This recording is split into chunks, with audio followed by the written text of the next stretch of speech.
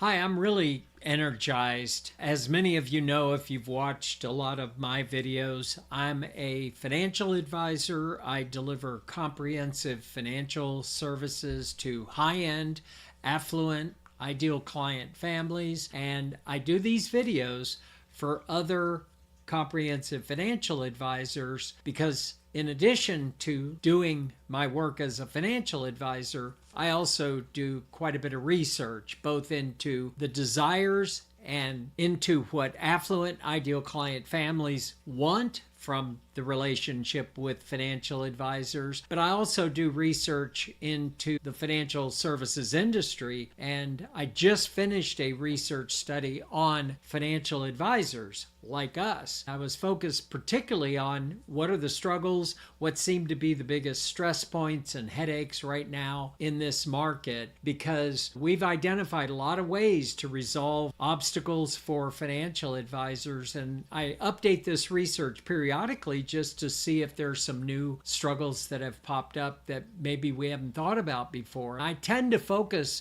on systems, processes, and methodologies that I've implemented myself. Over the years, I've developed many systems to provide affluent ideal clients with precisely what they want most and to make the process as smooth as possible internally. In other words, easy to execute internally. In this research, I was happy to see that we did not uncover any new struggles, that every struggle that we came across in this current research project was issues that we've seen before. But what caught my attention was the thing that seemed to be the theme across financial advisors currently in terms of what's frustrating, upsetting, or creating obstacles to growth for advisors right now. While there were 3 or 4 obstacles and struggles that advisors candidly shared, I will create a series of videos on each and every one of them. The golden thread that ran through this research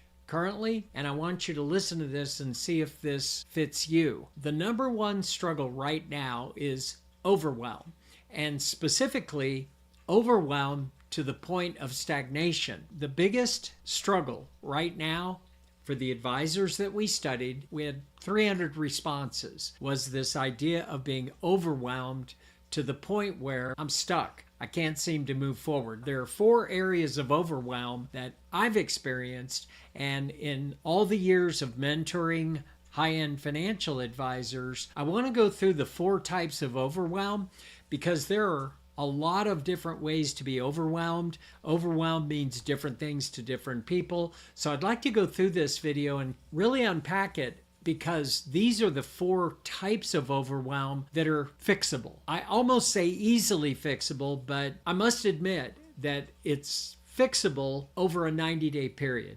That if an advisor focuses on eliminating overwhelm for a 90-day period, focusing on exactly what we have you focus on, then all of this is fixable. But only if your overwhelm fits into one of these 4 categories. By the way, overwhelm is not laziness. Overwhelm is not disorganization. What overwhelm in all 4 categories ends up being is the collision of responsibility with complexity or silence. The idea that there's just no support out there. Let me go through the 4 areas and see if this describes you. Because if it does, then hope is not lost. I mean, these are the types of overwhelm that are easily fixable. Let me just start with overwhelm due to the day-to-day, just the day-to-day stuff. If this is the kind of overwhelm that you're experiencing right now, it sounds and looks like this. In some cases, it's too many clients demanding too many things, and your plate just piles up, and it's relentless. It's not a temporary thing. It just seems continual. It could mean emails are so distracting to the point of overwhelm. It doesn't have to be just email. It could be Slack, messages, or quick questions. Maybe it's people internally that are coming and stopping you for a quick question, but it's just the sheer quantity of them has become overwhelming. In some cases, it's little admin tasks. Even advisors that have admin support people complain, and I certainly was in this situation myself, that some things are so simple and need to be done a certain way that the advisor feels like, even though it's an admin task, I'll jump in and I'll do it. It's easier to do it myself just to get it done. But they stack up and they become overwhelming. Just reviewing client materials prior to a client meeting, or a client sends you something to review and it just takes longer than you had hoped. It's just these endless 5-minute meetings or 5-minute tasks, and they've just gotten to the point where it's too much.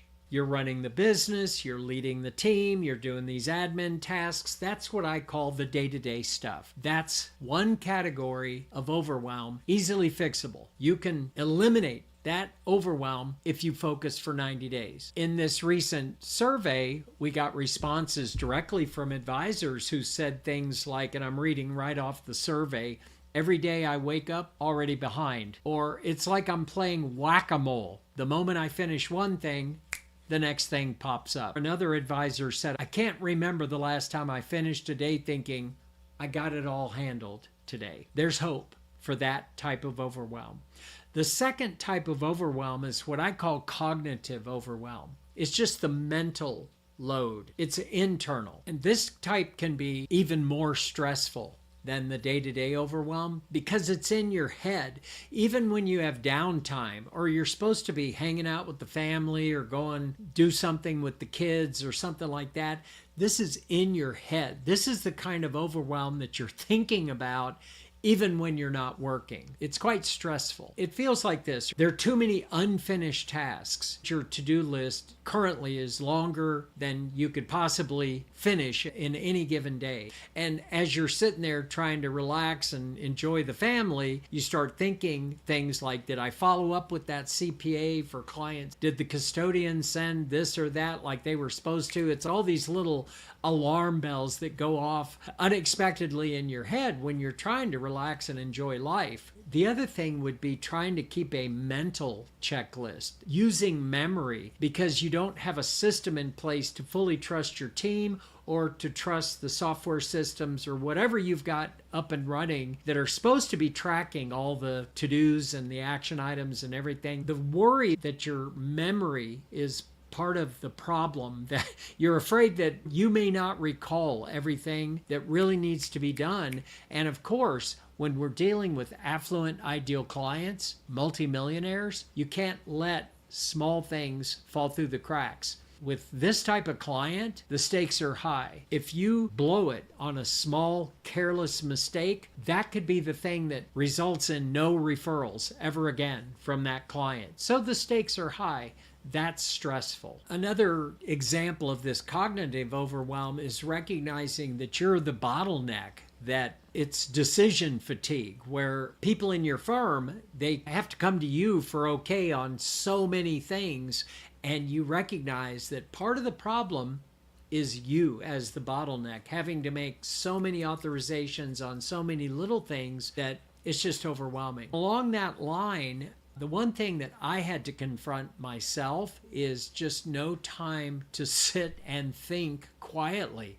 That the thing that really is the most empowering is to be able to sit down quietly with a problem that I'm facing for a client. Client's got a problem. I'm thinking about it. I'm trying to sort through all the different ways to resolve it. But who has time to sit down for what I call free thought time? To just quietly sit down for 10 or 20 minutes with a blank sheet of paper and a pen, or maybe just sitting in front of Microsoft Word and just brainstorm solutions. Who's got time for that?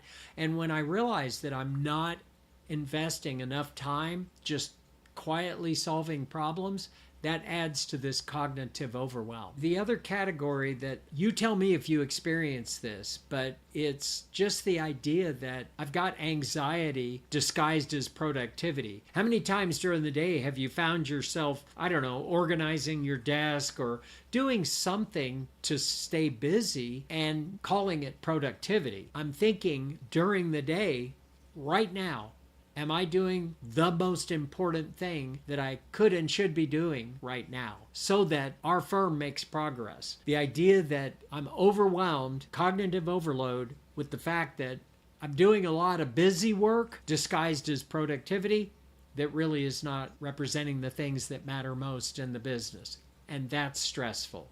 That's overwhelm. In the survey, we had advisors talking about this kind of overwhelm, saying things like, my brain never turns off. Even when I'm off work, I'm still solving client problems in my head, and I can't tell what matters anymore. Everything feels urgent right now.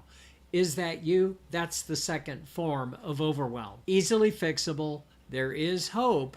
I don't want you to think that this can't be solved. It can. What's the third area of overwhelm? It's emotional overwhelm, the silent kind of overwhelm. It's subtle. It's even more dangerous, in my opinion, in my experience. Let me give you some examples of this, that you feel guilty because maybe clients are actually getting great results from the work that you're doing for them, but you've lost interest in the work itself, that you're doing the work, the clients are seeing a good result, but you're miserable doing it, and you used to not feel that way. The other kind of emotional overwhelm is just feeling alone. To sit there and think, I've got this problem, who can I think about? Who can I talk to about this? Who can I approach to get some support or to pitch in and help me think this through? It's a feeling of loneliness or just anxiety over the fact that everything's on your shoulders. You're thinking to yourself, my team looks to me for all the answers, so who do I go to? That's a form of what I would call emotional overwhelm. Just this whole idea of the fact that you got into this business for some reason. For me, I wanted to make an extraordinary living, but I wanted to make a difference in my clients' lives. I wanted to see my clients achieving the outcomes that they wanted to achieve financially. I wanted to put together plans and watch client families as these plans unfolded, seeing them just check off all these goals accomplished and feeling like I'm actually making a difference, even to the point of being indispensable to these families. But what happens when the overwhelm doesn't allow you to enjoy it anymore and you just lose steam? You lose interest in the job. You don't feel the way about the job today as you did when you first started doing this. That's emotional overwhelm. And then the other thing that I've felt in this area of emotional overwhelm is feeling unnoticed. In our firm, we do all this stuff behind the scenes for clients, things they don't see, things that they don't really appreciate. It's like all this effort goes unnoticed, unrewarded.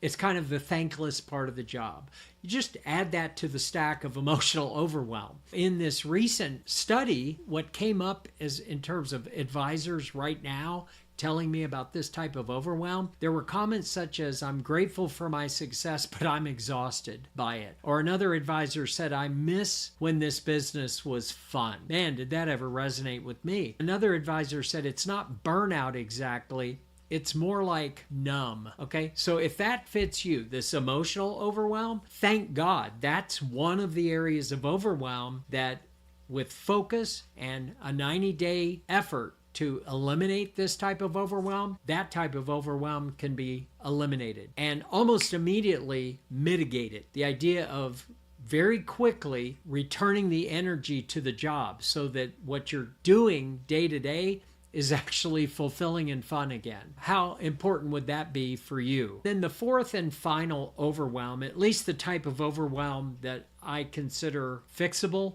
easily fixable, is what I call structural overwhelm. It's really this hidden source of a lot of these other overwhelms that I just described. It's actually what caused a lot of these feelings of overwhelm. It's a systemic failure underneath everything that you're doing. It's the fact that you may have goals, but you don't have systems in place to ensure that the goals get accomplished. The fact that there aren't processes, I call it systems, that you don't have systems underneath your business that are sufficient to snuff out this feeling of overwhelm. For me, it's pretty simple how it showed up. It's that something goes wrong. Maybe a client calls in all hot under the collar, something's happened. Maybe a wire didn't show up in their bank as they had hoped. Anything. It could be anything that goes wrong.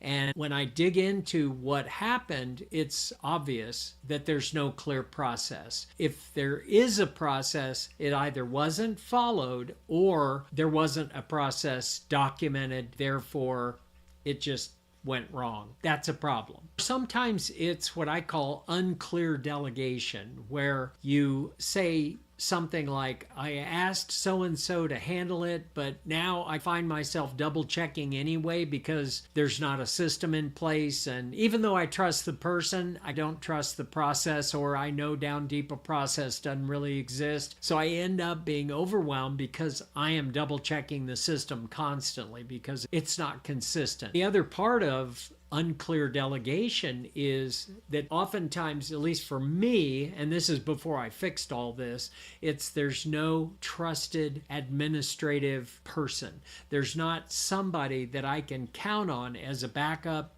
to me and for all the clients who's really the driver of execution in the business. Somebody other than you who, every time a commitment is made to a client, somebody other than you that understands that the commitment exists, understands the target date, and make sure it gets done. There's just no person whose job it is to understand all the action items and to-dos that need to happen in order to make sure that nothing falls through the cracks for the clients. Obviously, a lot of what I'm talking about is a lack of documented processes, a lack of procedures. The reality is, I woke up one day and I realized everything at some level is flowing through me, and that's not sustainable.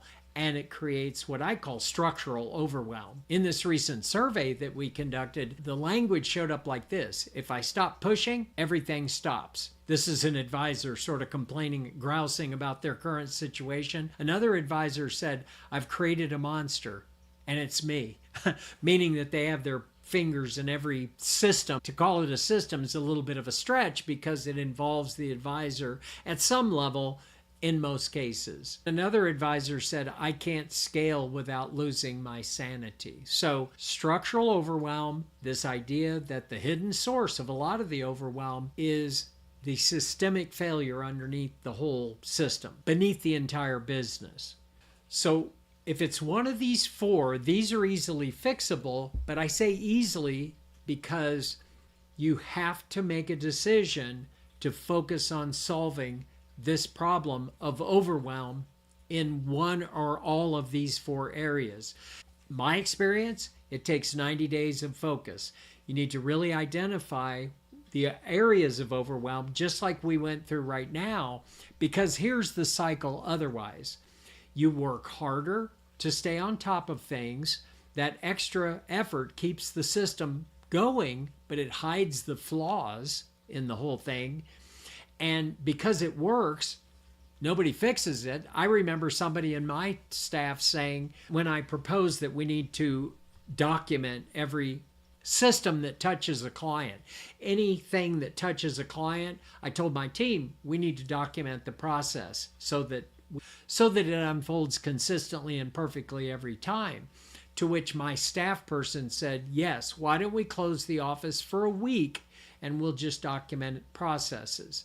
And I remember thinking, what world do you live in? We can't not be available to clients for a week. What are you kidding me? No, we've got to figure out how to, as my coach and good friend Bill Backrack says, we need to find a way to tune a running engine.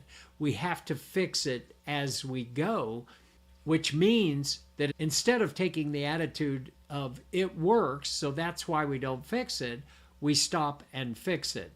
And then the workload grows because we don't fix it, and you begin to drown quietly or loudly. For me, I got to a point where I drew a line in the sand. I said, we're fixing this overwhelm or else I'm out. I'm the owner of the business. We had a highly successful business, always have.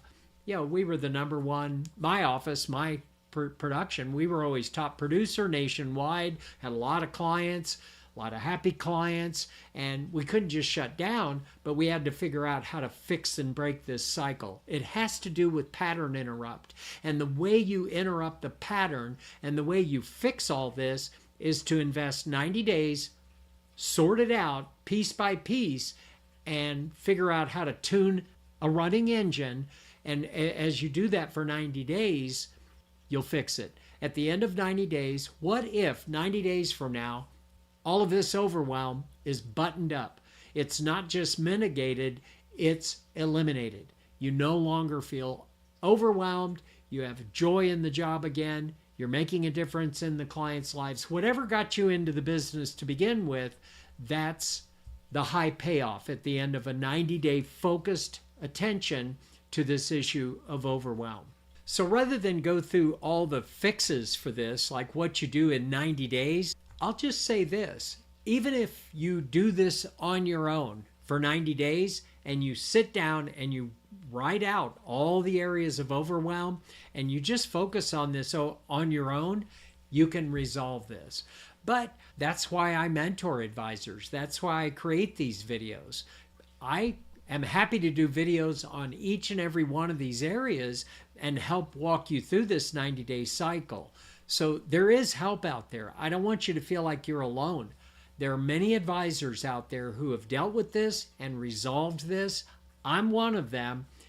I recommend that you reach out to a peer, somebody that's accomplished what you're trying to accomplish and has resolved the issue of overwhelm, and ask them to mentor you. Ask them to take you by the hand and walk with you for 90 days as you solve this problem of overwhelm. I would imagine that this would be an overwhelming transformation, that this would be a transformation for some of you listening to this. The main purpose of this video is to name the problem, allow you to think about it, and if this fits you, to realize there is a fix and specifically what the fix is. So make that commitment today. You're going to invest the next 90 days eliminating the problem of overwhelm. And we'll see you in the next video.